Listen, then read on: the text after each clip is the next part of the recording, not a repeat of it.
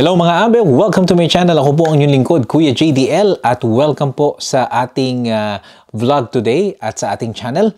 Kung bago pa lang po kayo sa ating channel, inaanyayahan ko po kayo na sana po ay makasubscribe kayo sa ating channel Kuya JDL, na kung saan nagbablog po tayo ng about pop culture, about sa mga travels natin at sa mga nangyayari po dito sa Toronto at sa Canada. Sana po ay magkita-kita po tayo lagi sa mga vlogs natin. So ano po ba yung pag-uusapan natin ngayon? So ito po yung ating serye na about Pinoy in Canada visit Aruba. Pag-uusapan o ipakikita ko po sa inyo yung ating EBC Tours experience. So mga abe, kung gusto nyo po mag-avail ng kanilang mga inaalok na tours, pwede nyo pong i-visit ang kanilang website. Pero yung amin pong in-avail ni Mrs. JDL na tours is around $125 each. Kung hindi ako nagkakamali. So siguro i-check na lang ni Mrs. JDL yan kung nagkamali ako. Pero ito is mga 8 hours tour na may mga pinuntahan kaming lugar na ipakikita ko sa inyo ngayon. At meron na itong kasamang lunch mga abe. So ito lang mga abe, yung vlogs natin ngayon, yung mga outline lang ng pinuntahan namin. Dahil siguro para po sa ikabubuti at ikaaalam ng mga sumusubaybay ng aking channel at sa mga bago pa lang dito sa aking channel, minarapat ko po or just try na yung mga pinuntahan namin na mga lugar dito sa Aruba sa pamamagitan ng EBC Tours, may sarili po yung vlog. So mga api, kwentuhan na tayo. So yung EBC Tours na yan, umaga pa lang nagpunta na kami ni Mrs. JDL. At ipapakita ko sa inyo yung mga clips doon at kung paano kami nag-check-in and all that. Ito po yan mga abe. Good morning. Good morning. Meron kaming island tour ngayon. Aha. Yung pinuntahan namin kahapon yun nilakad namin. Yes. Hinanap namin yung iba. So isang diretso lang dito. Tapos nakapag-breakfast na kami. Well, yes. So mga alas 7 ngayon pasado. 7:10, 7:15. So yun lang maghapon ang gagawin namin. And isasama namin kayo doon. So panoorin nyo na lang yung mga gagawin namin yan. Okay? Bye-bye.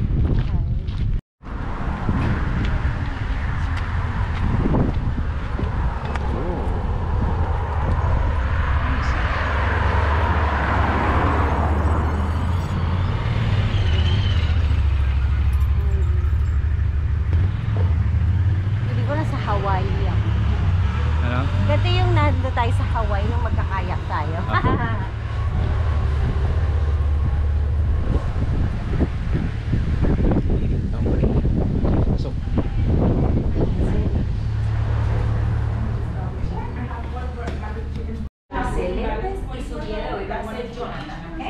Jonathan, al momento está recogiendo. Alright, so sweetheart, can I have your first and last name? De Leon. De Leon. Yeah, last name is De Leon.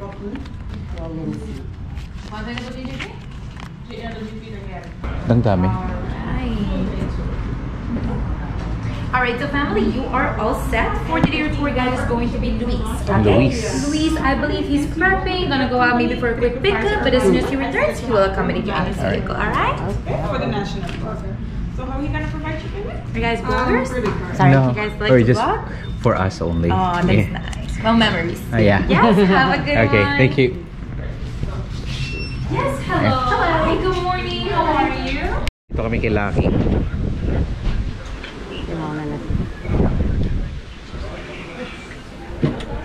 This was a good idea to wear. I don't want to burn anymore. Ito tayo po. Bahala na. Sabi magkaharap. Magkaharap para tigisan na.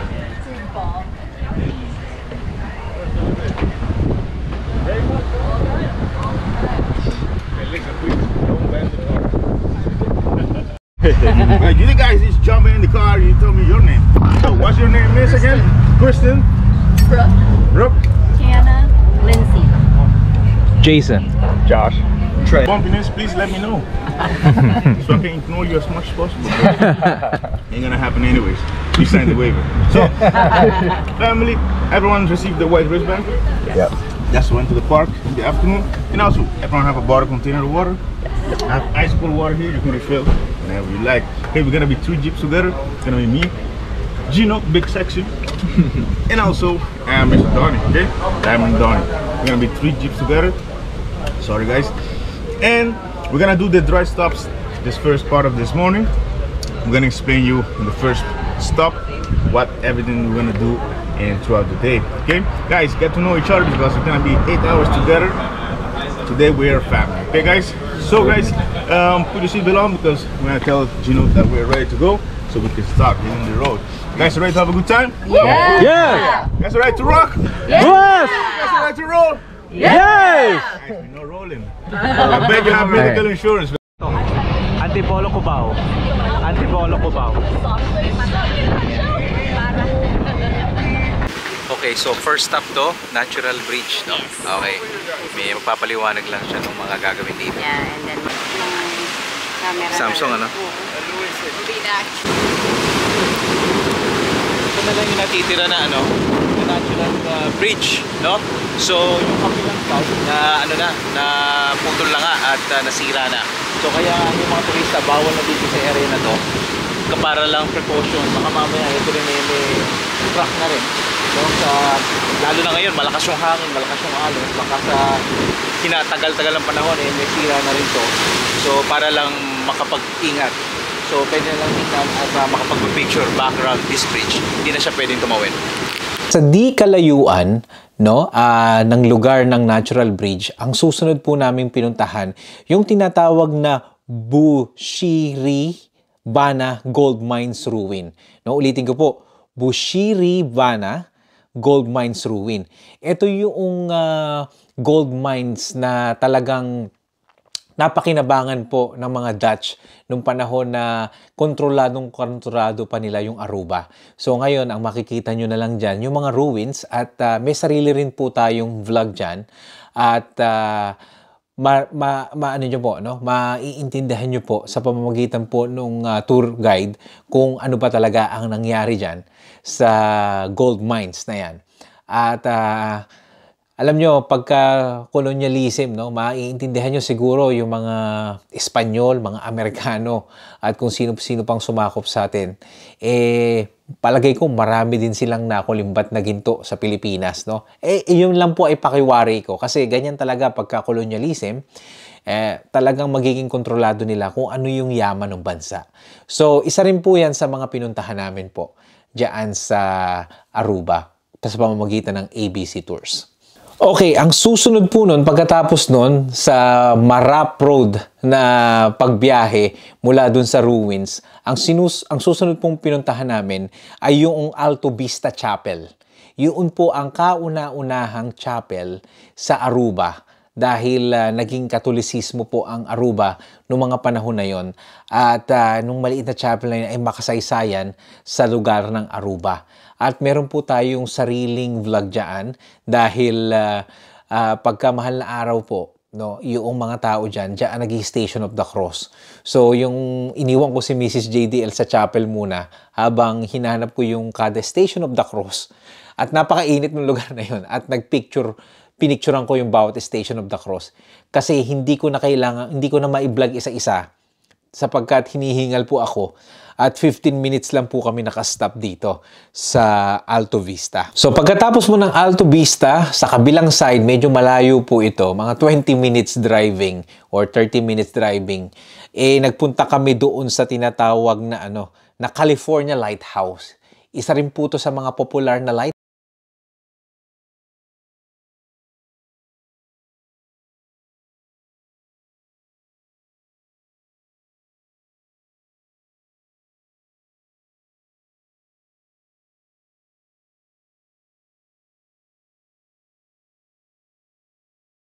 Sapagkat hindi naman siya masyadong highlights doon sa aming tour. Pero sapat na yung may picture kami sa labas at nalaman namin yung historia ng lighthouse. So may sarili rin tayo dyan na bukod ng pagpapaliwanag ng lighthouse dyan sa Aruba. So abangan nyo po yung mga abe. So pagkatapos ng lighthouse mga abe ay nagtungo na kami sa home base para i-serve yung lunch. So dun sa 125 I think na in-avail namin na 8 hours na biyahe, kasama na yung lunch. So, pamimiliin kayo, meron kayong choices bago, pag in-email kayo, I think 2 days or 3 days before nung inyong schedule. So, hindi ko na binlog yon dahil hindi lang naman kami ni Mrs. JDL, baka hindi komportable yung mga kasama namin.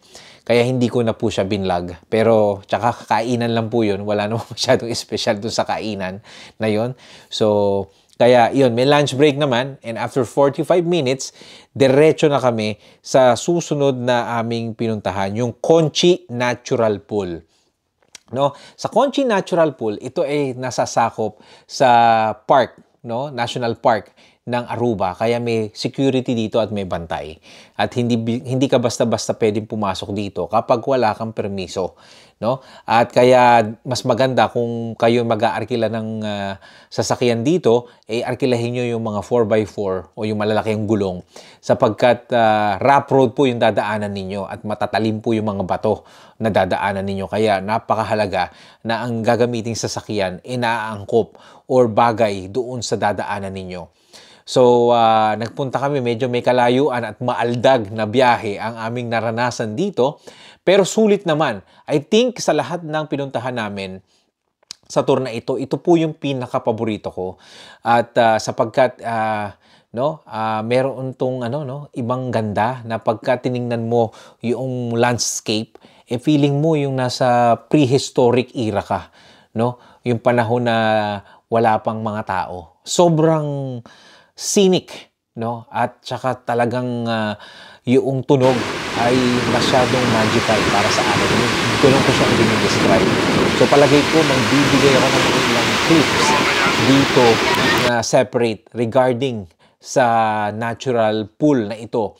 Ngunit kung hindi malakas ang hangin, maaari kami mag-swimming dito, no? Kahit sandali lang. Kaya lamang napakalakas ng hangin ng mga oras na yon at medyo delikado sa amin, no? Kahit sa mababaw na pangpang lang, dahil kapag ka nahampas ka ng alon, maaari kang tumama sa mga batong nakapaligid sa natural pool. Kaya ayaw natin yung mga ganong klaseng disgrasya. So, tuloy-tuloy lang po ang ating kwentuhan, mga abe. Ang susunod po natin, mga abe, ay yung tinatawag na Fountain Cave, no?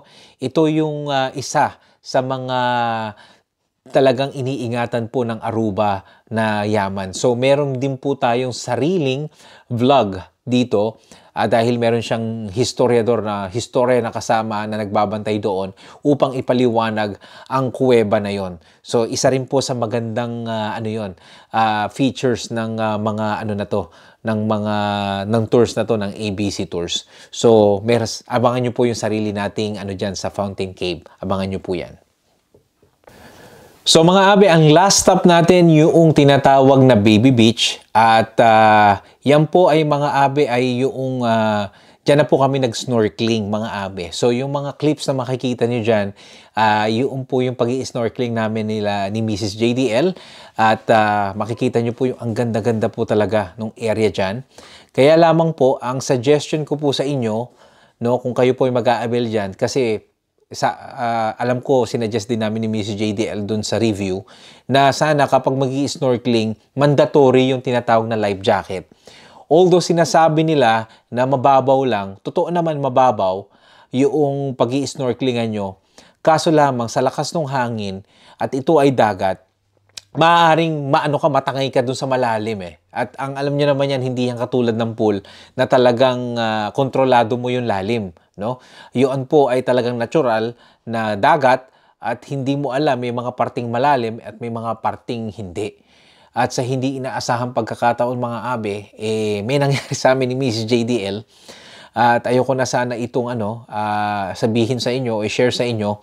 Pero kailangan pag-usapan at para sa inyong mga pupunta po doon na nagpaplano, sana i-raise nyo yung concern o magdala kayo ng sarili nyong life jacket o life vest.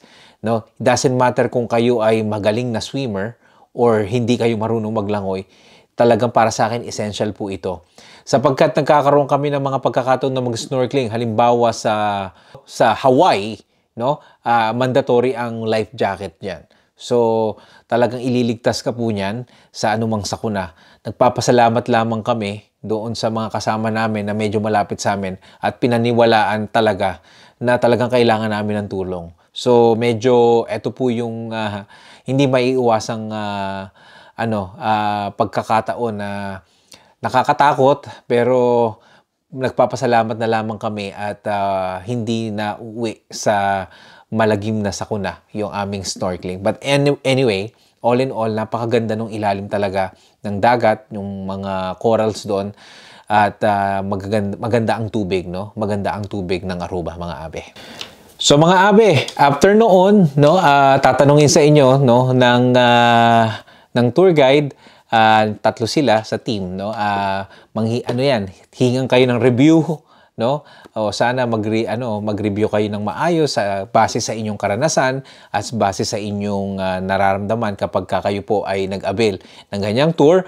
Tapos tinanong lang nila kung saan kayo nakastay, hahatid na lang kayo kasi magkakalapit lang po, napakalapit lang ng Aruba, isang island lang siya. So, at alam nila yung mga lugar kung saan kayo nakastay, magkakalapit lang yan. At, tip is not mandatory, pero syempre nakakahiya naman, no? Kung hindi kayo magtitip, mahuhusay naman silang mga tawag dito, mga tour guide, at saka professional po sila. At, maganda po yung karanasan na yan. Hindi po matatawaran niya ng kahit na anong salapi. At syempre, tatanong mo sa sarili mo, kailan mo uli mararating yung mga lugar na yun. Kasi marami kang gustong puntahan at kaya kailangan sulitin mo na yung mga panahon na nandun kayo sa lugar na yon.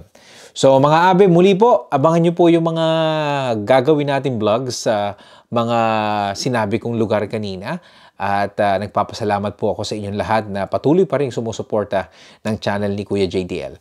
Muli po mga abe, maraming salamat. Best regards, Kuya JDL. Bye-bye!